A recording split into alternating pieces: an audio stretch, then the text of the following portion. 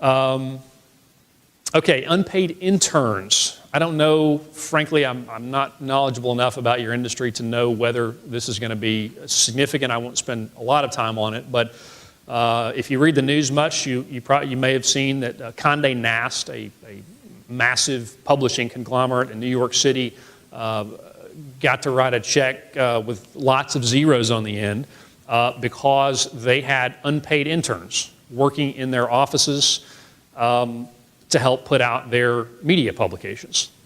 And the United States Department of Labor and ultimately some plaintiffs' lawyers decided that they would go after them. And so that Condé Nast case has really resulted in a lot of other companies that rely heavily on unpaid intern labor to fall into the crosshairs of the Department of Labor in some states, the regulatory bodies in those states.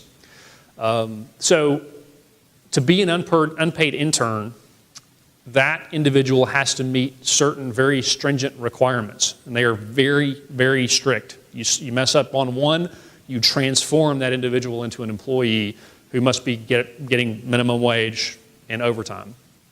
To be an intern, you must be training that individual, teaching them a marketable skill. That intern cannot be displacing other employees who would be paid to perform the same task. So if you would normally have a file clerk or a runner or someone that would be paid minimum wage to perform that job, and you bring in an unpaid intern for the summer who does it instead, you're displacing someone who should be paid. That unpaid intern probably cannot be, probably should be paid. And then the third requirement is there must be a limited immediate benefit to the employer.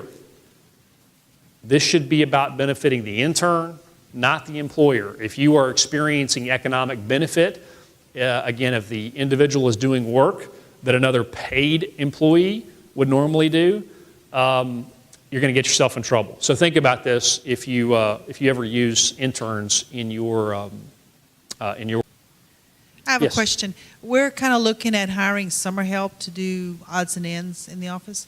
What are we going to be held up to? What do we have to provide these kids, like benefits or anything like that? Well, you're not required to. First of all, you want to make sure they're 18. If you're hiring individuals that are younger than 18, there's a whole other set of regulatory requirements that you have to look at. It's not disallowed, it's not prohibited, but there are child labor regulations that you'll want to look at. Assuming that the individuals are at least 18 years of age, you're required to pay them the minimum wage, $7.25 an hour for all hours that they worked.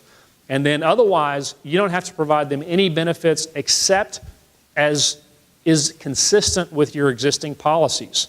So if you have an existing policy that says all employees, that work 35 hours or more get health insurance, then those individuals, if they satisfy that requirement, are entitled to that benefit. So they must be treated the same as your policies require treatment of other employees. Now, most employers have different categories, and so they'll have part-time, people that work fewer than a certain number of hours are not entitled to benefits. That's typically the way that's handled. It's the way we handle it at my law firm, and that's entirely appropriate. But you must act consistent with whatever your policies are, even as it relates to summer help.